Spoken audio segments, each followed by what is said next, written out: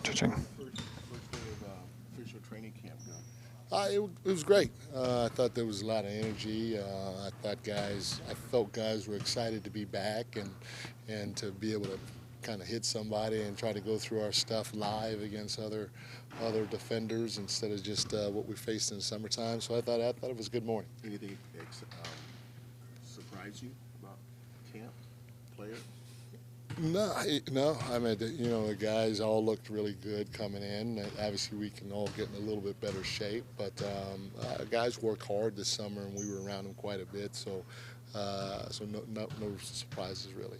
Mike, we didn't talk to you about this a lot yesterday, but that shooting guard position, what are you going to do early on, especially with Kevin out? And do you think that Keon has a shot to be the starter day one? Right now, Keon has a shot, but it's mainly because Kevin is out. And as time goes on, it'll work itself out. So I'm not necessarily concerned about it. Keon is there right now, but that for sure can change. With those, when you look at the way Keon defends, the way the steps Fox took and Keegan took last year, I guess I'm asking about the value in having three pretty high level perimeter defenders, and if you would share that view that those guys are kind of in that category now. I'm sorry, you said Keegan, Fox, Keon. Would you say those are three pretty high level perimeter defenders? Yeah, for sure. And we put a lot of pressure on Fox, especially at the beginning of games, and that's where a guy like Keon can step in, and that's where he's going to have a chance to step in. And you have a guy like that who, in my opinion, for as young as he is, navigates the pick and roll game extremely well. He's longer than what you think, a little bit more athletic than what you think, a little quicker, and so on and so forth. And so to start games at times, to have the luxury of Keon out there, you could put Keon on the opposing team's guard that's going to have the most pick and rolls, the Ja Morant types in the league, and now you put Fox on another guy, and then you change the matchup as the game goes along, and so having that luxury is always a positive, and at the end of the day, depending on who our five guys are on the floor, Fox is probably going to have to now take that guy, and a couple of things. That guy got chased or beat up by Keon throughout part of the game, and now he's got Fox, who should be in the right mind space to still give us what we need offensively while taking it to another level defensively, which he's more than capable of. And then you got a guy like Keegan.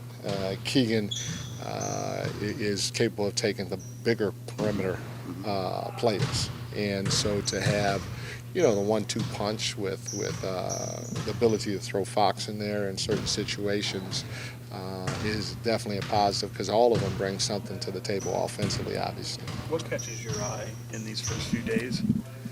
You try to look to see who's in great shape. You try to look to see who could pick up things easily, offensively and defensively, and you try to see who's going to try to establish himself as a leader. Because sometimes your best players may not always be your leaders, and so you look to see who's going to step up and be vocal, not just we want everybody to be vocal when we're on the floor, but step up and say something before practice, after practice, when you bring it in, when things aren't going well. Who's going to, hey, let's pick it up, let's play harder, let's do this, let's do that. So you start to look to see whose voice is going to resonate as the strongest in the group too. Coach, so is it safe to say that Malik is going to be staying in that sixth-man spot on day one? He is there right now, and I said this before. I've been fortunate, blessed, lucky, however you want to call it, to coach two of the best six men out there, and Manu Ginobili and Andre Iguodala, and they won 8 championships between the two of them. 7 of them were won as six men, and being around 2 Hall of Fame coaches and Steve Kerr and Greg Popovich, to be able to have the luxury of having that pop come off the bench is something that every team dreams of, and we're fortunate to be able to have that luxury. And at the end of the day, a lot of times and well, shoot, just in life, it's not about who starts stuff, but who finishes stuff. So that'd be a telltale sign, in my opinion. More of a telltale sign, in my opinion. Also a luxury to have him back chirping at you during practice. 100%. It's probably the one thing that I did miss is him making sure that I'm on my P's and Q's. We all got to be held accountable, and he definitely will help hold me accountable, for sure. Does DeMar take the place of HB from a leadership standpoint? Are they different in that respect? You know, it's interesting. He takes a place from the standpoint of an older veteran that has been there, done that. But I'm not 100% for sure because I've only been around him a little bit, you know, in the summertime, and this was the first practice, so I don't know what his leadership skills are or the direction he's going to go with that. HB was not a rah-rah guy, and DeMar may not be, but DeMar may touch guys more than HB. Or touch the group more than HB, and HB touches guys individually. So I don't know, but I do know that for sure having a veteran presence is needed, and he definitely is that for us. You've obviously been very familiar with DeMar's career, just coaching against him, but now coaching with him, having him on your group, is there anything, I guess, that stood out to you or anything new or that you discovered just about the type of player that he is? You know, from today's practice? Just from one day with them, just something. Yeah, and I kind of alluded to this before.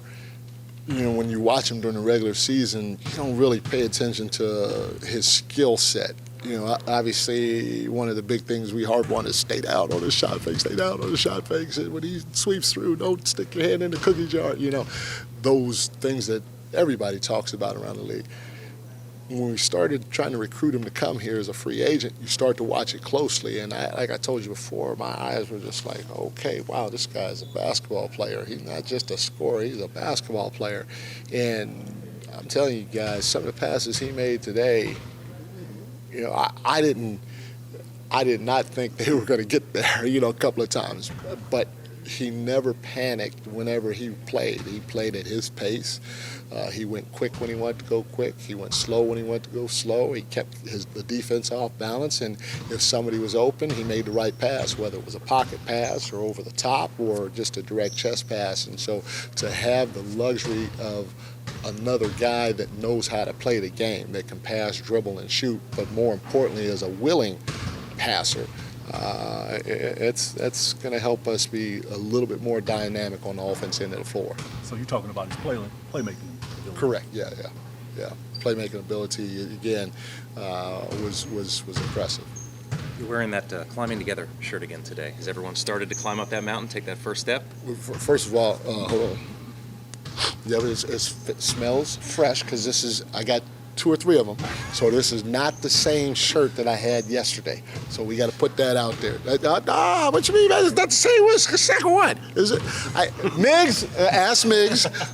I got 2 of them. No. Well, 2 of them. I got to get a 3rd one because if I wear this tomorrow, I won't have an excuse. So I have 2 of them. So it's the same type of shirt, but not the exact same one. Everybody, I tell you, Ed Beasters, he was great, and like I said, he was the Michael Jordan or Larry Bird, however you want to call it, of mountain climbing, and it's not gonna. His message was, you can't say everything is exact, but it's about as close or similar when you're starting to talk about the 2 teams in terms of the loyalty and the sacrifice and trying to embrace your role to be the best for the team and not thinking about the end goal, but thinking about being present, thinking about what's in front of you and all the small details so you don't hit adversity in a bad way. And yeah, everybody is starting their climb. What Coach is Brown, Tuesday usually, look like differently from today? Evening. So one practice is contact, the other one's non-contact, and the non-contact will be a little shorter than the contact practice. And today we went a little longer, mainly because what DeMar did is remarkable. His book, Shannon, you got a copy of his book? Can you grab me a copy of his book for it real quick? But what he did is phenomenal. I don't know if I could ever write a book, and it starts just for me with the basics of I don't think I'm smart enough, because I probably couldn't remember everything that has happened in my past, especially his detail. I'm not all the way done with DeMar's book. I just started reading it, but he goes into detail about his upbringing, and it's remarkable in terms of the memory that he has about those days. You know, I look back in my childhood and I can think of a couple of things. I thought I had a great childhood, but not in detail of the way he explains it in this book. So, you know, we got copies for everybody here. I mean, Above the Noise, which it's a beautiful title. We got copies for everybody. He spoke to the team about his thought process behind writing a book, and then, you know, he also told the team why he did it while he was playing. You know, and it's all about him letting people know that everybody has struggles. Although they're in the NBA, they're still human, and they go through the ups and downs of life just like you or anybody else. And it's okay to be vulnerable when you're going through your downs. And, you know, for our guys to hear that message from him, he spoke for about 10 minutes to our guys, but for them to hear that message from him and then to get a copy of the book, it was fantastic to me. That was a great way to start our journey off climbing the mountain together. Does it really touch on, you know, the mental health aspect of it? Because, you know, it's like a stigma in the black community with black men. 100%. Yes, it did, and that's why the key word to me was being vulnerable. Because, you know, in our community, you know, you don't cry, you know, you don't do certain things, you don't go see the doctor, and that's again the stigma, the perception, however you want to see it or call it. And for him to open up and talk about those things to our group today, and then also to have it here in the book, it was an amazing thing to be a part of. And I told everybody at the end, I don't know how many copies we handed out. I said, DeMar is such a good guy, he will sign everybody's book. So Sacramento, if you go buy one and you see him on the street, great dude, he'll sign it. Oh, maybe. Thanks very much. Thanks, Coach.